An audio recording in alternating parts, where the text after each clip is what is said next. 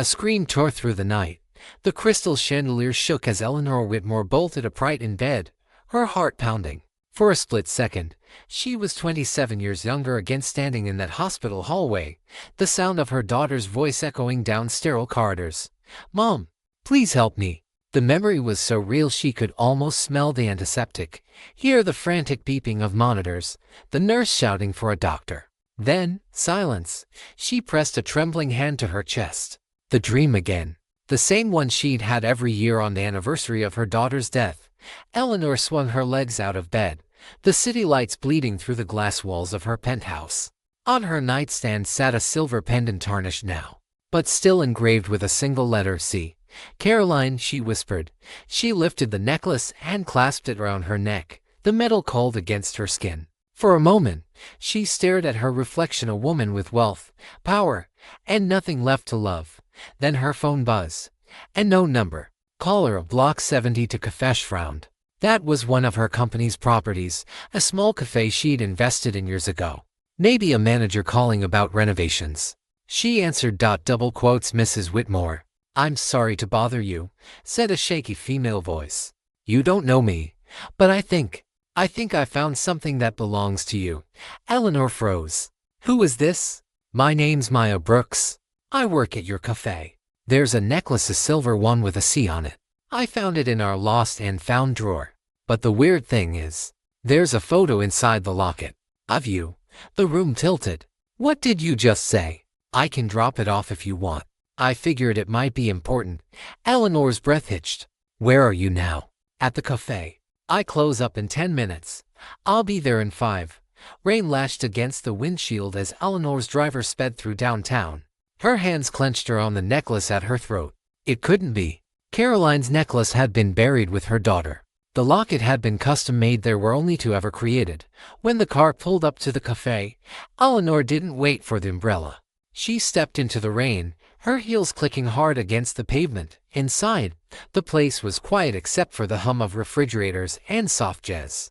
A young woman stood behind the counter, wiping down tables. When she looked up, Eleanor stopped breathing. Maya Brooks couldn't have been more than 26, long curls pulled back, soft brown eyes, skin the warm tone of caramel under the fluorescent lights. But it wasn't just her face.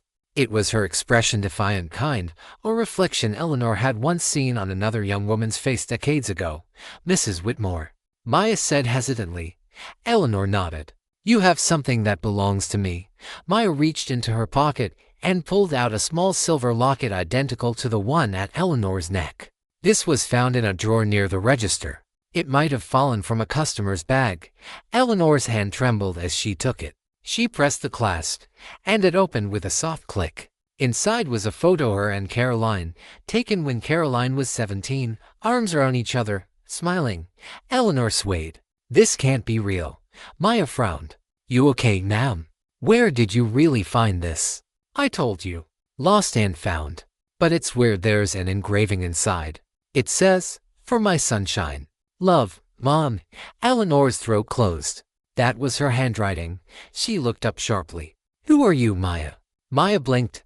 I'm nobody special. I grew up in foster care. Moved around a lot. I work here part-time while studying nursing. Foster care." The words cut through Eleanor like glass. "Do you know where you were born?" "No." The system said Newark. Hospital records were destroyed in a flood. Eleanor's pulse roared. "Newark," she repeated. "St. Bernardine's." Maya's eyes widened. "How do you know that?" Eleanor stepped back, the world tilting around her. Rain pounded against the windows as memories she'd buried clawed to the surface. Caroline giving birth, the doctor's grim expression, the nurse who'd avoided eye contact when Eleanor demanded to see the baby's body, the baby that was declared dead. Maya's voice broke through the silence. "Ma'am, you're scaring me." Eleanor swallowed hard, forcing her voice steady. "I'm sorry. It's just, you remind me of someone I lost a long time ago." "Well, for what it's worth," Maya said softly, "you remind me of someone I used to dream about when I was little. A lady with kind eyes who used to hum before I fell asleep." Eleanor's heart stopped. "What did you say?" Maya shrugged awkwardly. "It's stupid. I used to make up stories about her. I guess I just wanted to believe I had someone out there who missed me." Eleanor took a step closer. tears burning in her eyes. Maybe you did, Maya blinked, and certain. What? Come to my office tomorrow morning, Eleanor said quickly, fumbling for a card. Whitmore Tower, please. Maya looked at the card, then back at the trembling billionaire standing before her. I don't understand. You don't have to. Please come. Outside, thunder rolled across the city as Eleanor walked out into the storm without her umbrella. Clutching the locket like a lifeline, she didn't care if the rain ruined her clothes, her hair, her image. None of it mattered. Because if Maya Brooks was who she thought she was, then the past 27 years had been built on a lie. Subscribe for part 2 when Eleanor opens the case that changed her family forever. Don't miss what she uncovers next. The next morning, the city was gray and hushed. A fine mist hung over the skyline as Eleanor stared out the window of her corner office on the 48th floor. The silver locket sat open on her desk beside a steaming cup of coffee she hadn't touched. Her assistant, Claire, poked her head in. Mrs. Whitmore, a young woman named Maya Brooks is here to see you. Eleanor's fingers tightened around the locket. Send her in. Maya entered hesitantly, wearing jeans and a pale sweater. She looked out of place against the sleek marble and glass. Her eyes darted from the massive city view to the woman standing behind the desk. Hi, Maya said softly. You look like you haven't slept either. Eleanor gave a small, almost guilty smile. I haven't. She gestured to a seat. Please, sit. As Maya did, Eleanor studied her face in the morning light, the same cheekbones as Caroline. The same dimple that only appeared when she smiled nervously. I have to ask you something personal, Eleanor began, her tone gentle but firm. You said you were born in Newark. Do you have any birth documents? Maya shook her head. No, the foster agency said the hospital closed a few years after I was born. I've tried to trace records, but everything's sealed. Eleanor exhaled shakily. Do you remember the name of your first foster mother? Yeah, Mrs. Halbrook. She said she was a nurse back in the day. Eleanor's heart stopped. The name hit like a gunshot. Halbrook.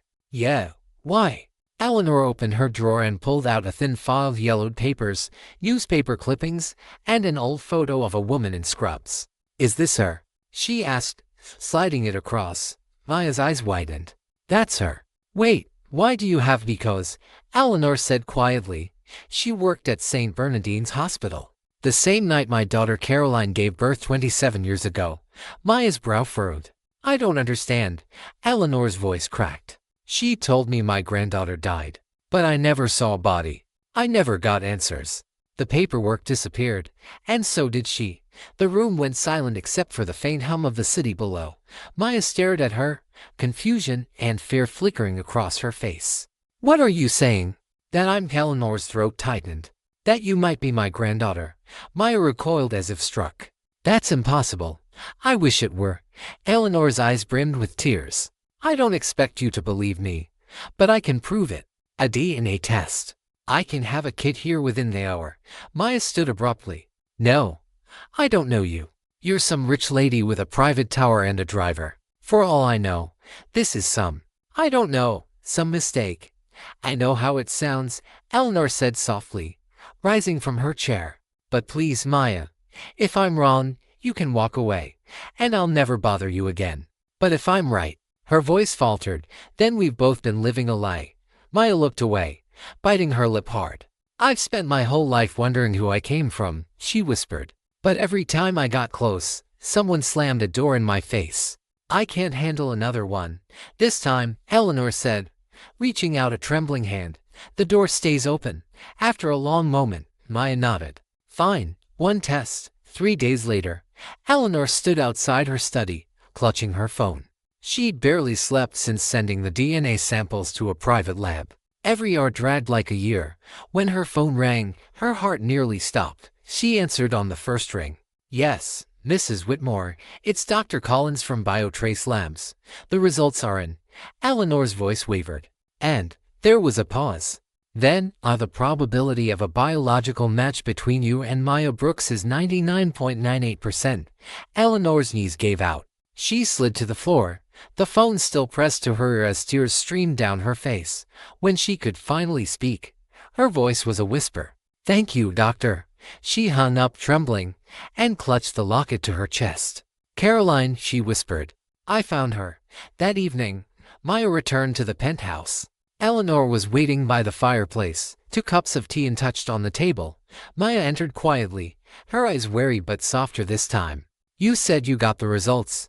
Eleanor nodded. "Yes." She could barely form the words. "You're her daughter, Maya. You're my granddaughter." Maya froze. "No. No.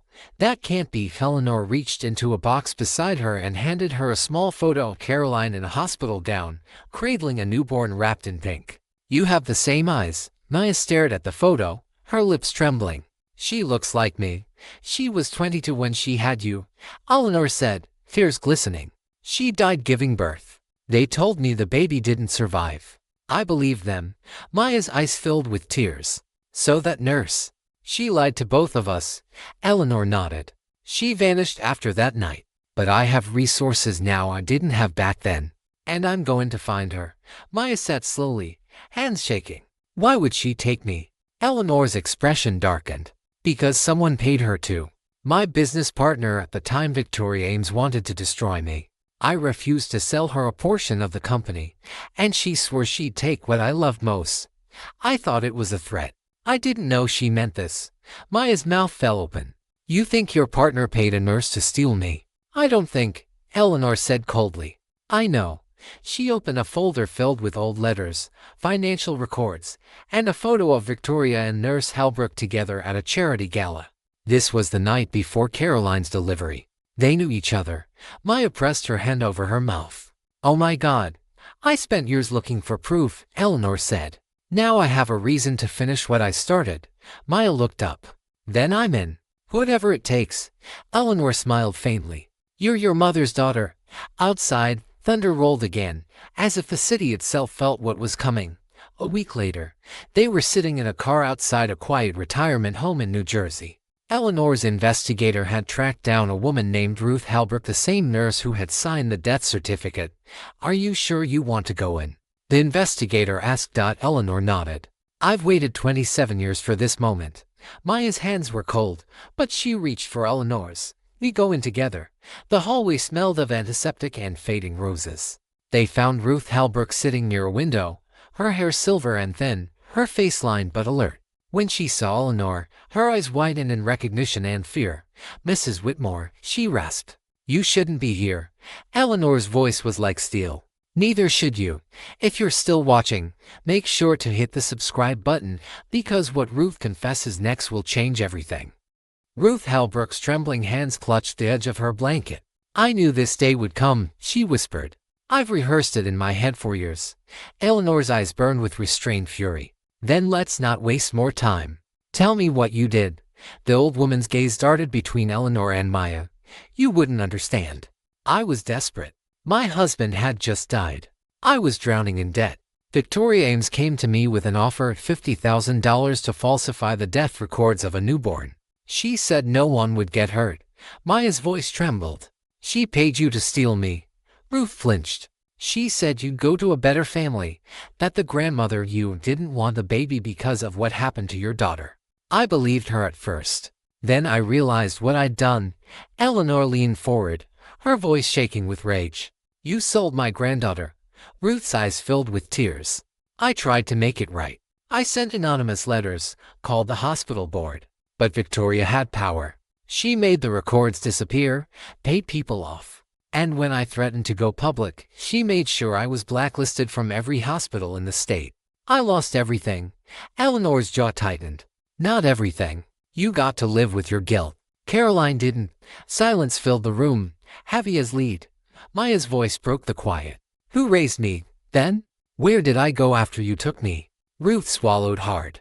"Victoria arranged a fake adoption through a private intermediary. You went to a couple in Pennsylvania. They didn't know who you were, just that you came from a closed case. When they divorced, you ended up in foster care." Maya's hands clenched. "So, I was just passed around like property." Ruth wiped at her eyes. "I thought about turning myself in. But by the time I gathered the courage, I was sick, old, and afraid." Eleanor's tone softened, but only slightly. "You'll testify, Ruth. You'll tell the authorities everything about Victoria Ames and what she did." Ruth nodded weakly. "I will. I kept letters, Records everything. They're in my storage locker. Eleanor turned to Maya. We'll get them. Tonight. By the time they arrived at the storage unit, night had fallen.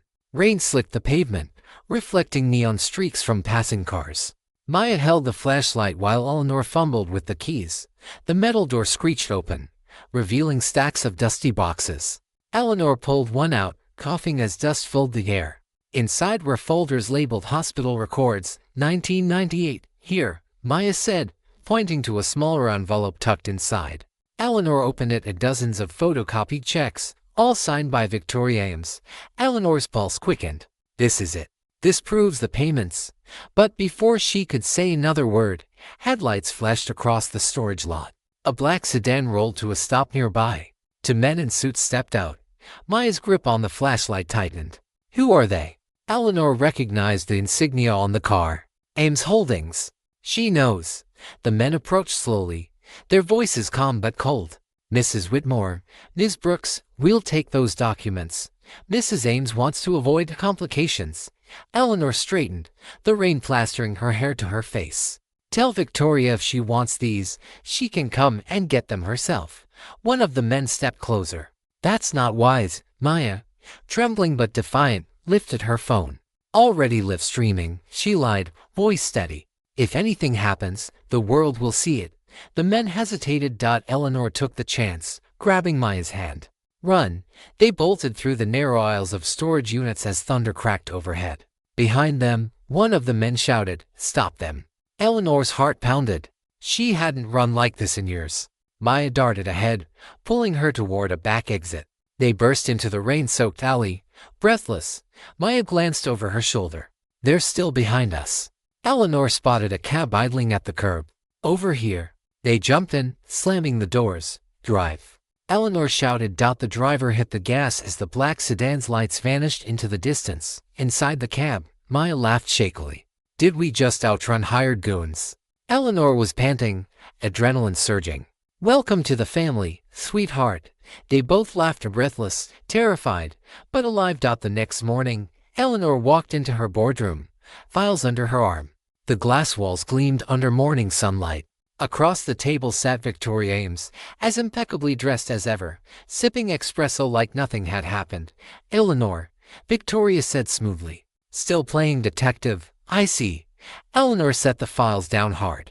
This isn't a game. You stole my granddaughter. Victoria smiled faintly. Such dramatic language. I gave her a life. What would you have done, Eleanor? Raised her as a replacement for your daughter. You were broken back then. The company would have fallen apart. You destroyed my family. Eleanor spat. You think this was about business? It was always about business. Victoria snapped, dropping the mask for the first time. You took Whitmore Industries from me, froze me out of every major deal. You thought I'd just watch while you played the grieving saint. No, you don't get to have everything, Eleanor. Eleanor stepped closer, her voice low and dangerous. You're going to prison. Victoria smirked. You think a few old records and a nurse's confession will touch me? I've buried worse. Not this time, Eleanor said. Ruth's testimony is already with my lawyers. The media will have it by noon. And if you think your money can buy silence, you've forgotten who taught you the rules. For the first time, Victoria's composure cracked. You wouldn't. Eleanor smiled faintly. Watch me. She turned to leave, but Victoria's voice stopped her. You'll regret this, Eleanor. You think reclaiming that girl will heal you? She'll resent you for the years she lost. Eleanor didn't look back. Then I'll spend the rest of my life making up for them. Outside, Maya waited in the lobby, holding 2 cups of coffee. When Eleanor emerged, Maya asked quietly, did she admit it? Not in words, Eleanor said, taking the cup. But her eyes said everything. Maya nodded. So what now? Eleanor exhaled. Now, we take her to court. And we win. Maya looked at her, a spark of fierce determination in her eyes. I'm with you, Grandma. Eleanor froze for a moment, eyes glistening. Then she smiled. Say that again. Maya laughed softly. Grandma. For the first time in 27 years. Eleanor's heart felt full. If you're still watching this, don't forget to hit that subscribe button, because what happens next will prove that even the rich and powerful can't bury the truth forever. The courtroom was packed. Reporters filled every bench, their cameras flashing as Eleanor and Maya took their seats. They are buzzed with tension, the trial of Victoria Ames versus. The People had become a national headline. Victoria sat across the room in a navy suit, calm and polished, her attorney whispering in her ear. But her eyes flicked toward Eleanor with venom. Maya's hand trembled slightly as she smoothed her skirt. What if the jury doesn't believe us? Eleanor placed her hand over Maya's. They will. We have truth on our side, and the truth doesn't die quietly. The prosecutor, a sharp young woman named Lydia Cruz, stepped forward. The prosecution calls Ruth Halbrook to the stand. Gasps rippled through the crowd. The frail nurse was helped to the stand. Oxygen tube trailing from her nose, her voice wavered but carried through the silent room. I falsified hospital records, Ruth confessed. 27 years ago, I changed a birth certificate under orders from Victoria Ames. She paid me $50,000. The baby, Maya Brooks, was taken from her rightful family. Victoria's lawyer rose immediately. Objection, hearsay and unsupported claims overruled. The judge said sternly. Continue. Ruth's eyes filled with tears. I'm so sorry for what I did. For what I took from both of you. Eleanor's heart twisted as she looked at her. This broken woman had destroyed her life. And in this moment, she was also freeing her. The next witness was Detective Ryan Collins, who had reopened the case after Eleanor presented the recovered files. He held up a stack of evidence bags. These checks, signed by Victoria Ames, correspond directly with bank withdrawals on the same dates the falsified hospital records were submitted. The money trail is clear. Lydia turned toward the jury. Ladies and gentlemen, greed is rarely this obvious, but sometimes, even evil leaves a paper trail. Victoria's expression didn't waver, but her hands, resting on the table, tightened until her knuckles turned white. Then Lydia called her final witness, Maya Brooks. Maya walked slowly to the stand, her pulse hammering. She sat down, gripping the edges of the witness box. Miss Brooks, Lydia said gently, can you tell the court what this necklace means to you? Maya held it up, the simple silver pendant glinting under the courtroom lights. It was the only thing I had that felt like home. I didn't know why until I met Eleanor. She has the same one. My mother's necklace. Her voice broke. I grew up thinking no one wanted me, that I was just lost. But this necklace, it connected me to something I couldn't explain. Turns out, it was my family calling me home. Lydia nodded. What would you say to the person responsible for taking that from you? Maya's gaze turned toward Victoria. You didn't just steal a baby. You stole birthdays, hugs, bedtime stories. You stole love. And I'm not here for revenge. I'm here to make sure you can't do this to anyone else. The courtroom was silent.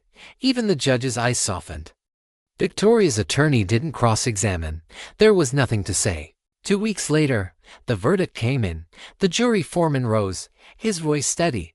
We, the jury, find the defendant, Victoria Ames, guilty on all counts including child abduction, conspiracy, and obstruction of justice. The crowd erupted. Eleanor closed her eyes as tears streamed down her face. Maya gripped her hand tightly. Victoria stood as officers approached. Her facade cracked for the first time. You think this makes you better than me? She hissed at Eleanor. You think this fixes what you lost? Eleanor met her gaze calmly. It doesn't fix it, but it ends it. As Victoria was led away in handcuffs, the flashes of cameras followed her like a swarm of ghosts. The following month, sunlight spilled across the terrace of the Caroline Whitmore Foundation for Children named after Eleanor's daughter. A banner fluttered gently in the wind. Opening ceremony. Reporters mingled, capturing every smile, every ribbon, every tear. Maya, now dressed in soft lavender, stood beside Eleanor at the podium. She looked out over the crowd. Families, foster children, social workers, all there to witness something newborn from old pain. Eleanor began to speak.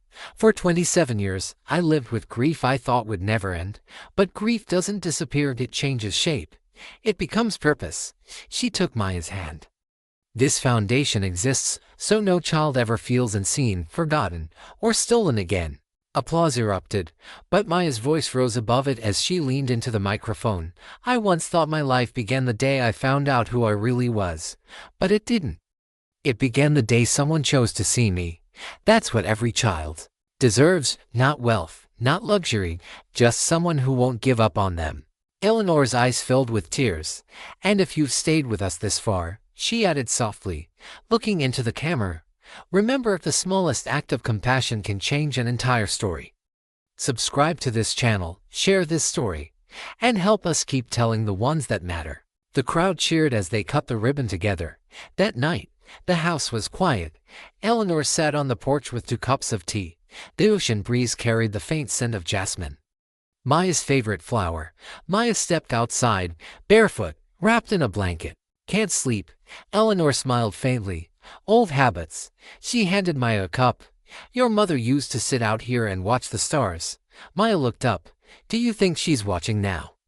Eleanor followed her gaze. Always. They sat in silence. 2 generations mending what time had broken. After a long moment, Maya whispered, you know, I used to think family was about blood, but it's not. Is it? It's about the people who fight for you? Eleanor nodded, her voice barely above a whisper. And I'll fight for you for the rest of my life. The waves rolled in softly, the moonlight dancing over the silver necklaces around their necks, identical, shimmering symbols of loss, love, and rebirth. Maya leaned her head on Eleanor's shoulder. Thank you for finding me. Eleanor smiled through tears. No, my darling, you found me. The camera slowly panned upward from their joined hands to the endless night sky, where one bright star burned through the clouds. And as the music swelled, Eleanor's final words echoed softly, love may lose its way, but it never truly disappears. If this story moved you, don't forget to like, comment, and subscribe. Your support helps us bring more powerful stories of love, justice, and redemption to life.